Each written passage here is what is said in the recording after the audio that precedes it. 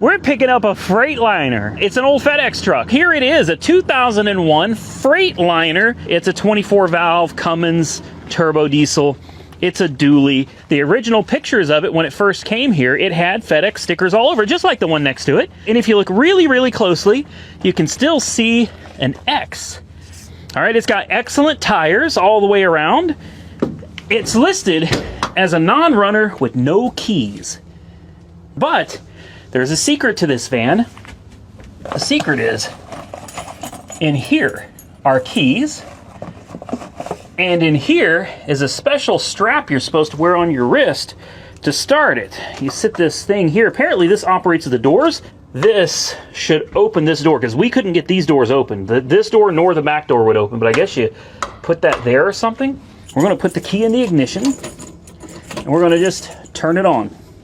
Now the batteries are bad, but the batteries are located under the steps. It is a 12-volt system. There we go. She's got juice. Now we're going to grab the other GB150. We're going to throw a positive over here. We're going to throw a negative on the other side. It runs, and you got a little fan right there too. I think, there you go, look at that. Anyway, I had somebody tell me that I was going to get sued for showing you guys how to start and operate a FedEx truck. So I guess question number one is, once you get it started, how do you drive it? Well, that's pretty simple.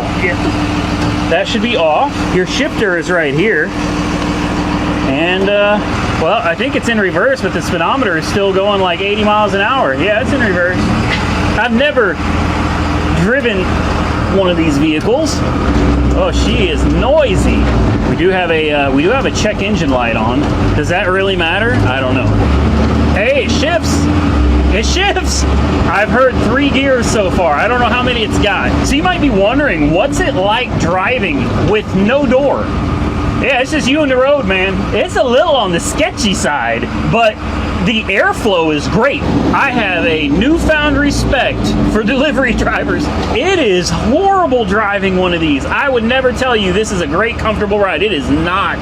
This thing's like riding in something that was built for the damn military, man. So if you don't know what these go for, let me tell you. This exact truck, exactly like it is, like exactly this way, this exact truck sells for $15,000 to $20,000 all day, any day of the week. Now, what did I pay for it? Oh, you're gonna die. I won the bid at $4,350. $4,350. Out the door, $5,175. I'm not BSing you. I'm not joking. I'm dead serious. Somebody that used to work for FedEx told me how to use these, and you know, it's pretty simple. There you go. And I guess you turn the handle and there it goes. There it goes. First look at what's in the back. There it is. Yeah, she got a little damage, and I know it actually probably looks worse on camera than I think it really is. The frame is nice and straight, guys, just a bunch of aluminum. Well, there's the bumper. Damn. Here's what we got inside, though. We got lots of shelving. Some of this stuff, I don't know, some kind of bungee cord type deal. Oh, we got a spare tire. Oh, it's got air in it too. Let's see if we can open this door. This is what I think you push this. There we go. We did it. The roof looks good, guys. She really does. I'm thinking for me though, I don't really need these shelves. Now, I know they fold. These fold up too. Nope, that one does not. This does though. So this, and this all fold up. These ones over here do not. We'll pop the engine cover off real quick. There you go. Hey, listen to that. Listen to that. Woo! That sounds like a solid Cummins, baby. There's your turbo right there. So there's under the hood, man. This is everything that makes the old girl work. Look at that gearbox. Look at that gearbox. There's your air intake right there. Charge pipe. There's an alternator down there somewhere. Right there. That's your alternator. one's got a new condenser as well. So somebody had worked on the air conditioning. There's the compressor right there. Right there she is. The other thing that concerned me about this from the beginning is the fan. This thing is nice and hot and that fan is not spinning. Also notice the AC clutch is not spinning either. Tire tread back here is probably running a little thin, but you know, not too bad. Steer tires are in excellent shape, really nice. 225 70R 19.5. Look at this right here though, guys. This is concerning. All right, you see the miles down there counting 66.4. It thinks we're going 70 miles an hour. 66.5. This thing is going dead or something.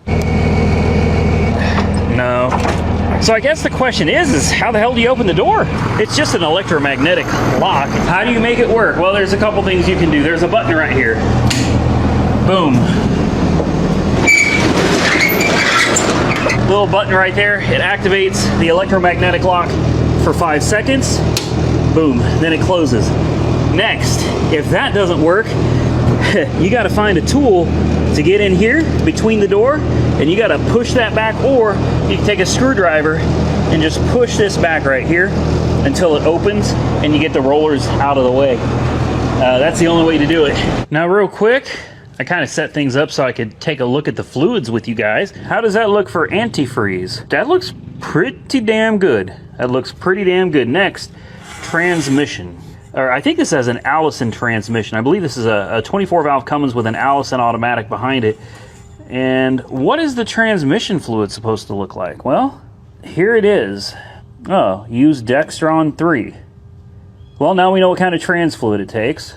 Since it takes traditional Dextron, I can tell you that's a little on the dark side. Not horrible.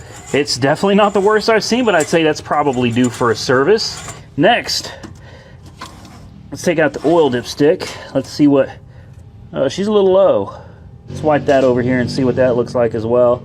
I mean, diesel oil always looks nasty, guys. What about brake fluid? Power steering fluid. Obviously, we got a massive brake reservoir here. Can you see in there? Let's see. Oh, it's clean. Power steering fluid. I'm pretty sure that's what this is, right? Pretty sure that's power steering fluid. Oh, wow. Yeah, it looks like Dextron in there. It looks like she's got plenty. So, not bad, guys. So we've got Austin Carr here. You haven't put batteries in it yet, have you? I don't know. Oh, We're halfway done. We didn't start it. No, I wasn't trying to have you put the batteries in. I could have done it myself, man. Have you ever put batteries in one of these before? Actually, no. Really? I have not. And you figured it out? Now, I know how these work because they're the same as the motorhome starting batteries. Yeah. Like the pusher motorhomes. Yeah. Same way. Same deal. So all the cables, this was one of the most simplistic setups that I've seen. It's all zip tied, wired how it should. Right? It didn't have keys. No keys. But run and drive. So at dealer auto auction, they knew that bracelet is what starts the truck. You don't need keys. That bracelet is your entry into the vehicle. Somebody's working for a company. What I think is wild, though, is this just came off from FedEx. Like, I've got the title. FedEx just let it go in August, the end of August. FedEx retired it. So did they sell it, or did they sold it in the it. auction? They sold it. And it went to a fleet rental company. So they were probably renting this truck out to somebody that was doing like Amazon delivery. Then it got in an accident. Somebody rear-ended it. And bashed in the rear end, which it's still perfect. You could have. That frame is straight. Yeah, it just needs another bumper. Even the bumper shocks are still good on it. Yep. You could put a bumper back on this and beat out the rear end a little bit, and she would be good to go. Mechanically, the damn thing, it doesn't leak a drop of anything. The alignment's good. The tires are good. You could have continued using this for another 1,000,000 miles. Probably. But they decided to retire it, and I think it's crazy that they sold it to me because these are at a minimum $15,000, and it's clear title. It's not salvaged. Wow. This is not a salvage. This is not a rebuilt. This is a clean title, and this thing sold for $43.50 to me. That's crazy. It's also got this thing, and I don't know what this is either. Huh. Some kind of tracking device? I hope they're not tracking us. It obviously tracks because this light blinks. Okay, and it was attached to the driver's door thing right here, just sitting there. I appreciate it, Austin. Those batteries were $250. I got the invoice. $255. Something like that. Hey, you know what's crazy? Before those batteries were replaced, this odometer was always set like, okay, if you're driving it, the speedometer was accurate. But sitting at an idle, this would run 70 miles an hour when you weren't moving. And the odometer, it says 75 miles. I've driven it like 8. This is seriously inaccurate here. But now that you replace the batteries, this is sitting at 0.